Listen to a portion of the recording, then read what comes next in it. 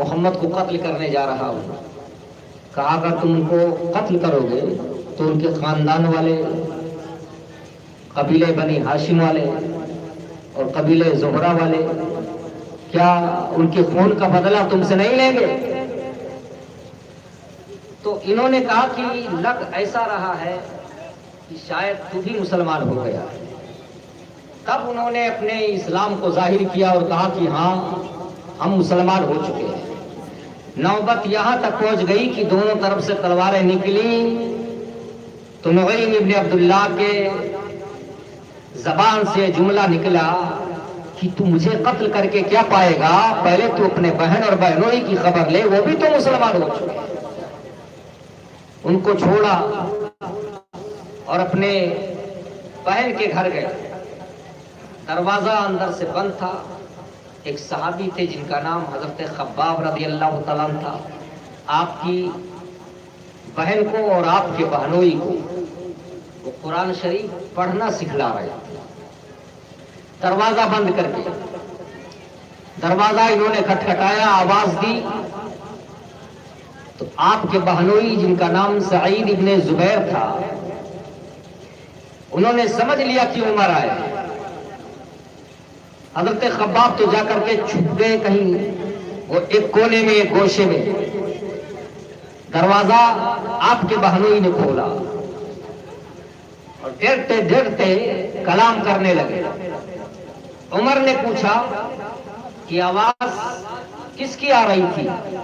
ہمیں لگ رہا ہے کہ شاید تم لوگ وہ کلام پڑھ رہے تھے جو کلام محمد کے اوپر نازل کیا جاتا ہے. آپ کے بہنوئی نے کہا کہ ہاں ہم وہی قرآن پڑھ رہے تھے. مارنے لگے عمر فاروق اعظم. بہنوئی کو بھی مارا، بہن کو بھی مارا، ان کا سر پھٹ گیا، خون کے فوارے نکلنے لگے.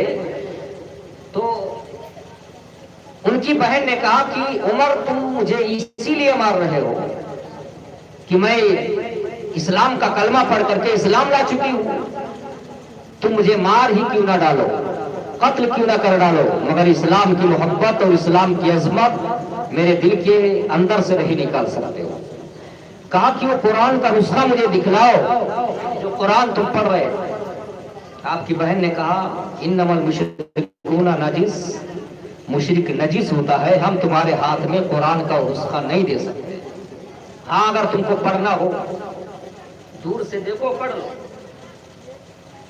عمر فاروق اعظم نے جب قرآن پر اپنی نظر ڈالی، آیت کریمہ پڑھی تو وہیں سے ان کے دل کے اندر بدلاؤ پیدا ہو گیا. دل کے اندر بدلاؤ پیدا ہو گیا.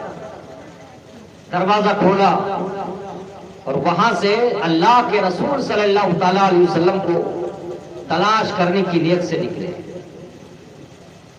اتفاق سے حضور صلی اللہ تعالی علیہ وسلم ان کے اسلام لانے سے پہلے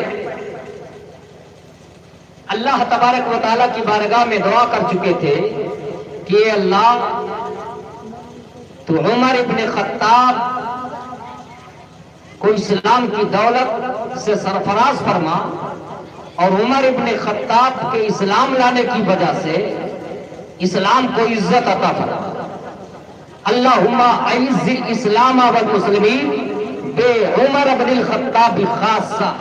اے اللہ عمر ابن خطاب کو اسلام کی دولت عطا فرما اور ان کے اسلام لانے کے بعد ان کے ذریعہ سے اسلام کو عزت عطا فرما. اور پھر اللہ کے رسول صلی اللہ تعالی علیہ وسلم کی زبان مبارک سے نکلے ہوئے کلمات کو اللہ تبارک و تعالی رد کیسے کر سکتا ہے. خاص طور پر عمر فاروق اعظم کے لیے جب آپ نے دعائیں خیر فرمائی، ایمان کی دولت اللہ تبارک و تعالیٰ سے مانگی تو اللہ تبارک و تعالیٰ نے فوراً قبول کر، کیونکہ وہ جملے اور وہ دعائیں اس زبان سے نکلی ہوئی تھی جس کے بارے میں امام عشق و محبت ارشاد فرماتے ہیں کہ وہ زبان جس کو سابو کن کی کنجی کہے، وہ زبان جس کو سابو کن کی کنجی کہے، جس کے نافذ حکومت پہ لاکھوں سلام، لاکھوں سلام۔ عمر فاروق اعظم رضی اللہ تعالیٰ تلوار لے کر کے جب دار ارقم میں پہنچے، جہاں پر حضرت امیر حمزہ جو آپ سے پہلے اسلام لا چکے تھے وہ بھی موجود تھے، اللہ کے رسول صلی اللہ تعالیٰ علیہ وسلم بھی موجود تھے۔